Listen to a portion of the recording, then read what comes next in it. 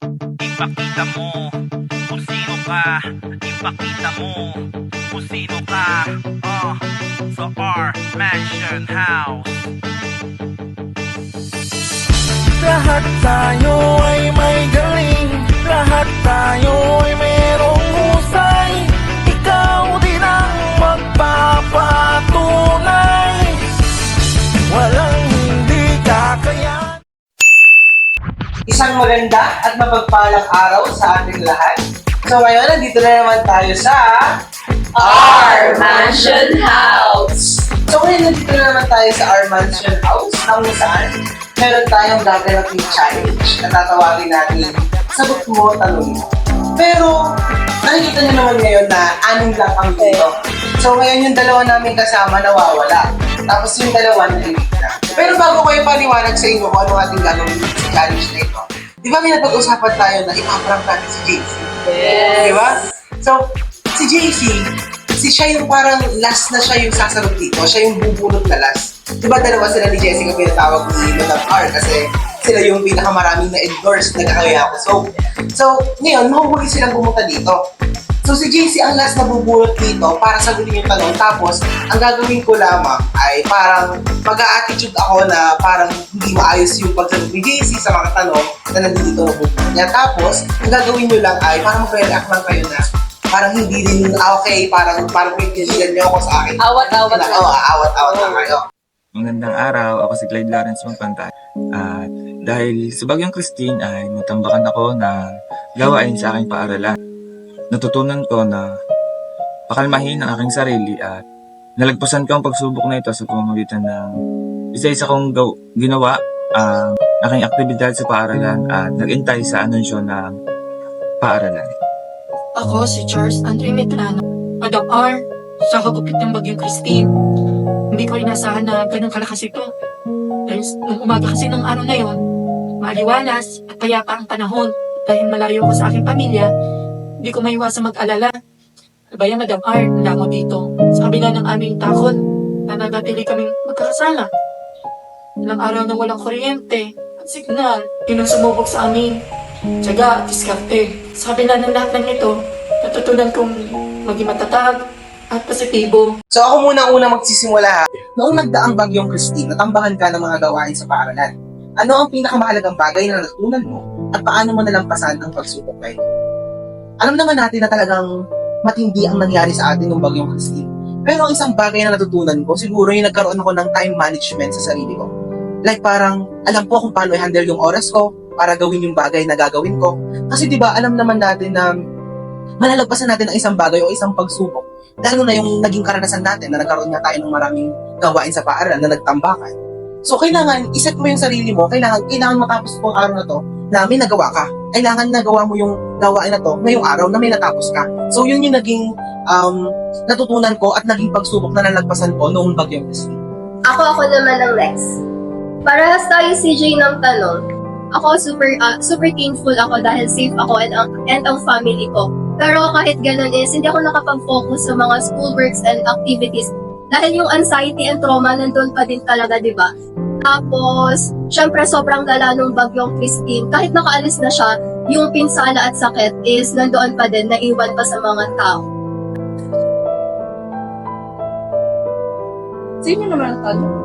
Siguro yung pinakamahirap kasi talaga dito yung first time kasi namin talaga binahanon. Tapos, Okay. oo. Kasi yung time na yun, doon lang talaga kami binaha as in. Tapos, syempre, naiisip ko na yung mga gawain. Tapos, diba, kasabay pa rin dapat yung exam. Naiisip ko, ano pang time natin para mag-review?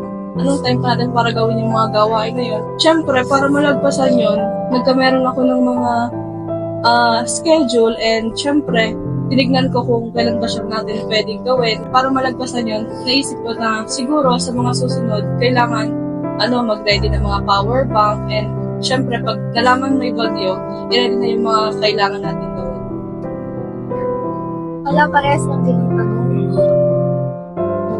So siguro, since wala naman pinsala na naidulot ang bagyong ito sa akin, kahit na natambakan man tayo ng mga gawain, natutunan kong maging matibay, hindi lang sa pisikal, kundi pati na rin sa mental. At nalampasan ko ito sa tulong ng mga taong nakapaligid sa akin. parehas lang ulit.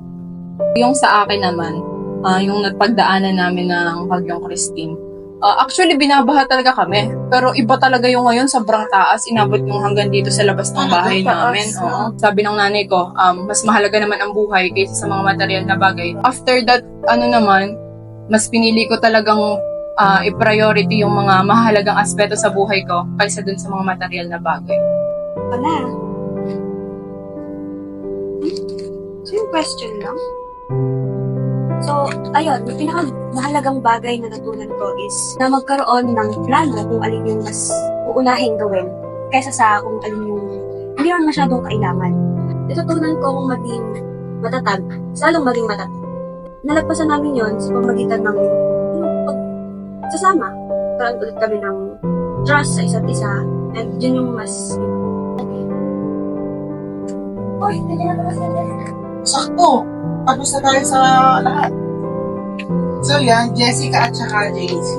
Meron kami ginawang challenge na kung saan meron dito mga karanasan. Hindi natin alam kung ano mga karanasan nyo. Basta bubulat lang kayo.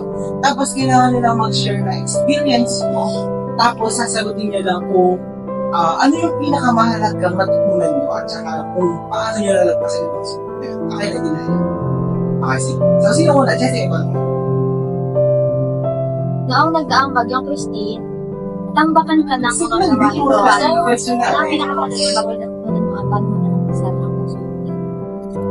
Nung Bagyong Christine, di ba hindi pa tayo tapos na mag-midterm sa bioscience. Kahit na walang kuryente, tapos bumabagyo, nasa harap ako ng pintana namin kasi doon ako nag-aaral. Siguro ang natutunan ko kasi, di ba, kinabukasan, wala pa rin ilaw, pero naghahanda pa rin ako sa exam, tsaka ang iniisip ko ay yung mga semestral project na gagawin natin kasi, di ba, ako naman ang leader sa ibang So, ang naisip ko ay, naging hamon talaga sa akin ay na-pressure ako kasi yung iba sa klase natin, mga tapos na, tas kami hindi pa, tapos as a leader, responsibilidad ko yon.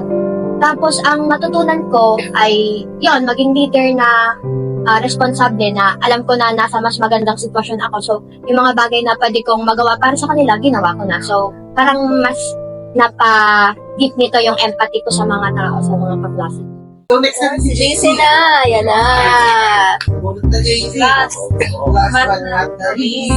JC, ano kaya siguro, feel ko hindi mo po JC yung mga katulad natin. Same thing. Wait. Ang deep! Sige, ang deep! So si JC. Wait lang, natawa ko.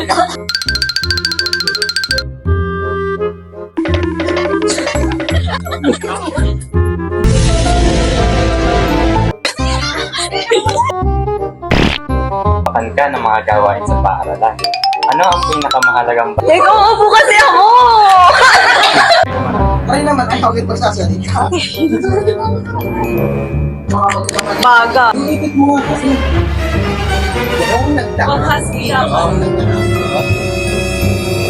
So yun, sila ang Dito sila. sa mic pa lang, hindi mo magkagap. Okay.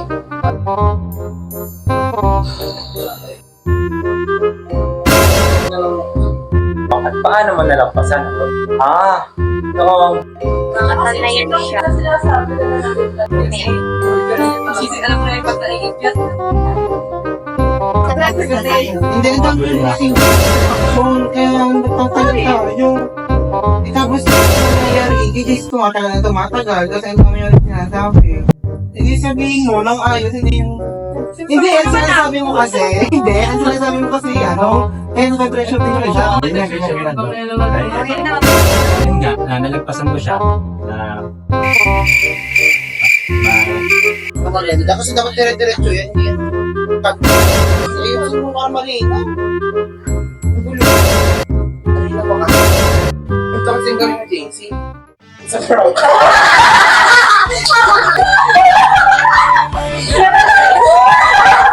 Bilang pagtatapos, ang naging theme ng aming vlog ay isang kalatang karanasan namin na sa gitna ng mga sakuna ay kailangan pa rin namin maging estudyante at sumabay pa yung mga workmates. Kaya naman yun yung naging hamon para sa amin lahat, diba? Yes! So maraming salamat sa mga sumabay sa aming vlog. So ngayon, ulitin ko lamang, kami ay nasa... Our Mansion House!